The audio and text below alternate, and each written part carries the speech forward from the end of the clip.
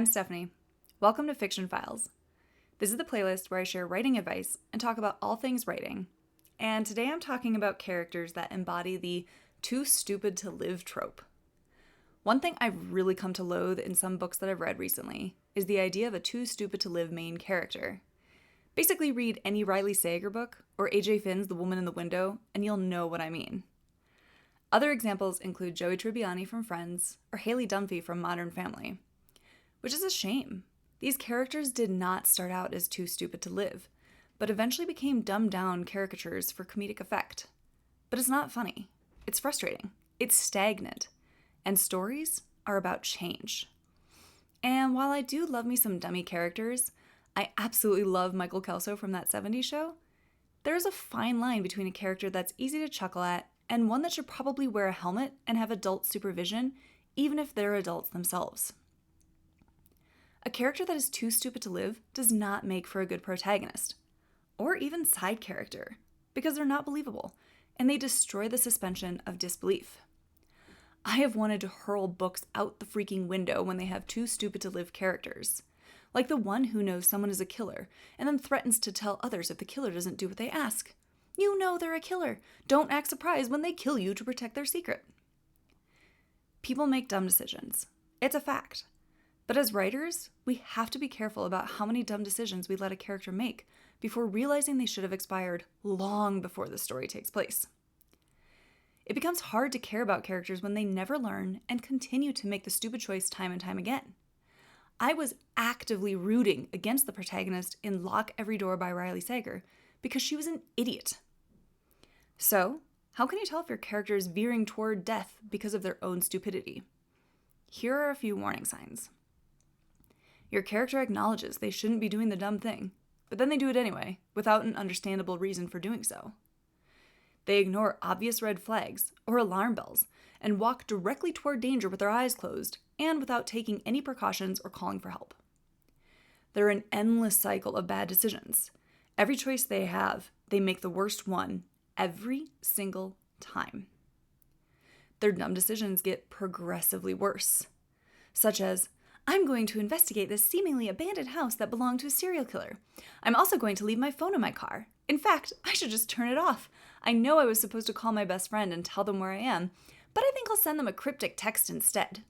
Okay, time to go into the house. Time to walk toward the noises in the kitchen. Oops, he saw me. Time to run upstairs instead of out the front door.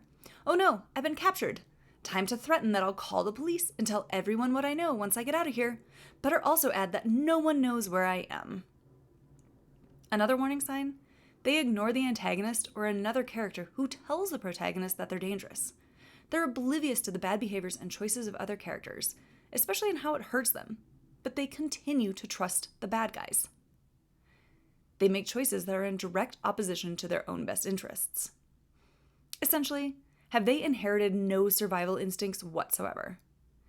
These are characters that are too stupid to live and will actively make a story worse. Flawed characters are great. We want them to overcome their flaws and struggles and become a better person. A too stupid to live character? We want them to fall off the page and out of the story. So, how do you fix it? Number 1, fix contrived scenes. If the character is acting that dumb just to move the plot along, stop. Rework the outline or revise the scene.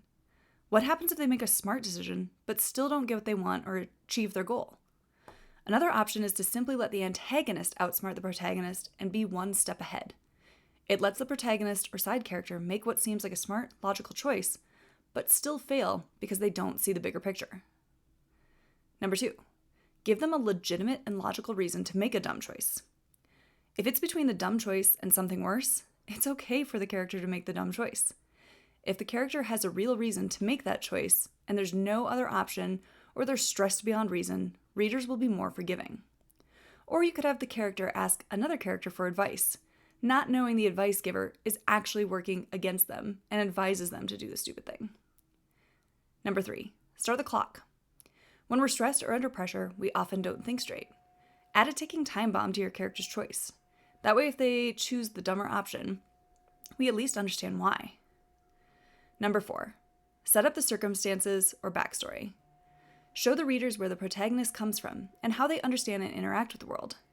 If the protagonist grew up in a small town where they know everyone and are friendly and welcoming, it wouldn't be considered a dumb decision for them to be friendly and chatty with a new character. Not knowing this new character is dangerous. The protagonist has never had to think of danger or consequences in this way and must grow and adapt to make smarter choices. The context makes the difference between a too stupid to live decision and simply a bad one for the character. Number 5, make the decision a lesson learned. Let the character make a bad choice, but then make them learn from it and suffer the consequences. Do not allow them to forget their decision, and do not let them repeat the mistake. You can write foolish characters. You can write naive characters. You can write goofy characters. You can write characters that are frivolous, selfish, or silly.